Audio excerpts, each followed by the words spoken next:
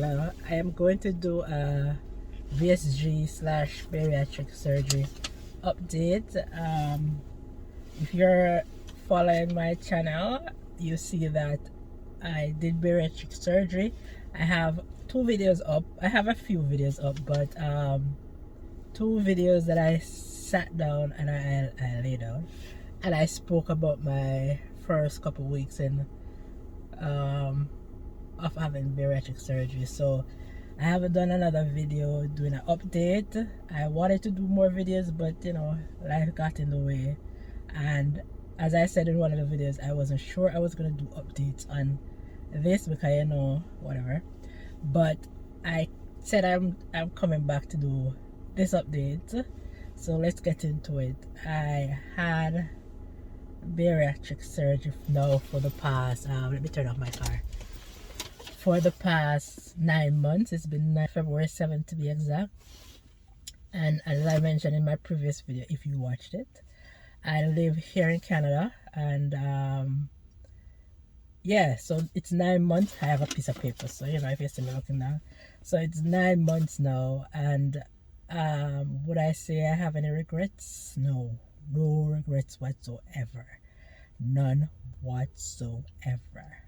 I will go through everything, and then at the end of the video I will let you guys know my heaviest, my starting, and my current weight. So let's get started. So the first question I have on my piece of paper is, what made you decide to do bariatric surgery or VSG surgery? What made me do it? To lose weight, of course, but I was never skinny.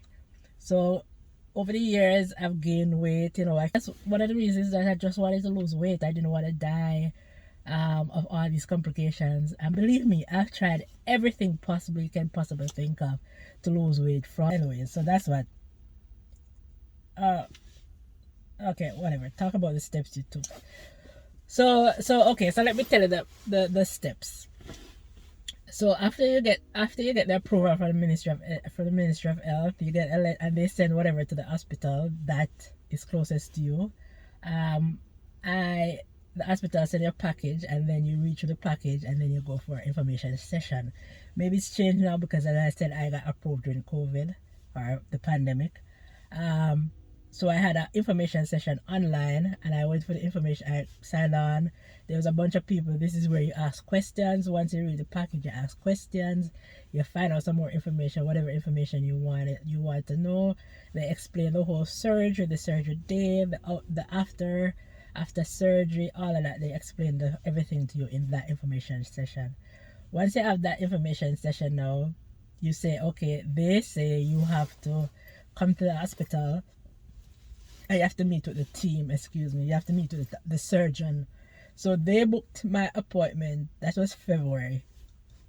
So excuse me again. My appointment to see the surgeon wasn't until May. February, March, April, May. So 3 months after the first information session, I got the appointment to go into the hospital to see the surgeon. As I said, it was COVID. They said if it wasn't COVID, it would have been like the next month I would have got it. But 3 months. So I went in May and I saw the surgeon. I visited the hospital. The surgeon didn't really do anything much. He just asked me about my weight, asked me about other things, you know, stuff like that. Nothing deep, nothing.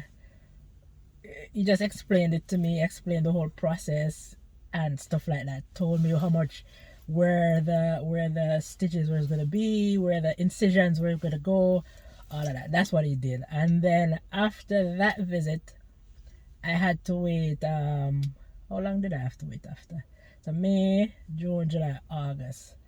August again, I had to go back again to the hospital to do some blood works, right? Blood work, and I think I missed that appointment because I went on vacation. At the time when they booked the appointment, I already booked my vacation, so I had to cancel that. So when I came back from vacation, I booked another appointment, and I went in to do my blood works, right? So that was like September. I went into the blood work. So May I went into the hospital the first time. September I went the second time to do blood work, and then when I left the hospital, they told me that I should get call from the surgeon. So okay, I was there from September, October, November, waiting for the surgeon to call me. So when I called the hospital now, and I said to them in November, I said I left the hospital in September, and they told me that the surgeon office would call me to give me an appointment for the surgery. Then he's like, okay, please call the surgeon office. Here's the surgeon number. Okay, I got the number and I called the office. And when I called the office, the reception said to me, no, did you? She asked me all the steps that I took. She said, did you do this? Did you do that? Did you do that? I'm like, she asked me if I went to the internalist. I'm like, internalist? I'm like, I'm supposed to go to an internalist? She's like, yes. She said, didn't the hospital book yet? I said, no. I just called the hospital, and the hospital told me that I need to call the surgeon to book my appointment for the surgery. So she said, no, you have to call it. And she said, you know what, I'll make an appointment with you for the internalist. I'll call the internalist and let them call you. So that's what she did. She called that doctor, and that doctor called me and booked my appointment for me to come in and see him. So that was November. So I went to see this doctor in December. And when I went to see him in December, I had to do some ECG, some tests on my to see my lungs, my heartbeat, all of that. I had to do that, and I did that in the office. And then I had to do a sleep test. So I had to they booked an appointment the same December to go into another hospital to do a sleep study overnight. And I did that sleep study in December, just like a week before Christmas. And then as I was calling after that, as I was calling to get the results, I think they said, the doctor is gonna go away, so I must call to make sure I get my results before Christmas. I was calling, I called every day. But anyways, it didn't happen. And then I had to wait even extra long because I got COVID during that time. So I guess I got COVID while I got it from when I was in the hospital. I don't know. That's why I got COVID during that time. So I had to wait until my COVID.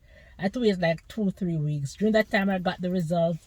The internalist told me that they send the information to the hospital, and the hospital should send the information to the surgeon. I was advised that I needed to get a machine to sleep with, but I didn't get one. No, I refused to get one. Not that I refused. I went to check it out, and when I checked it out, the price, I was like, what? Yeah, I have insurance and whatever, but why am I going to pay for something that afterwards now I am not going to use after I lose weight? Sorry, let me just avoid the jacket. But anyways, that's that. That's so between say let's start from February. So between the first visit to the first encounter with the hospital with information session, in May I went into the hospital to meet the surgeon and chit chat, and then September I went back into the hospital to do some blood work. December I went to get my sleep apnea test done, and then let's fast forward now to January. So after the Christmas, after COVID, after my sickness was done and everything, I was still there waiting because they told me that they're gonna send the information to the hospital, send the information to the. So I called the hospital in January, and I said, hey, I did an internal. I went to the internalist. I did all of that, all the things that I'm supposed to do before I get the surgery. And she's like, okay, can you please call the surgeon? And I'm like, if you guys let me call the surgeon again until they tell me that I have to do something else, I'm gonna be upset. She's like, no, that was the last step you were supposed to take, to see the internalist to get your sleep apnea test. So everything is good.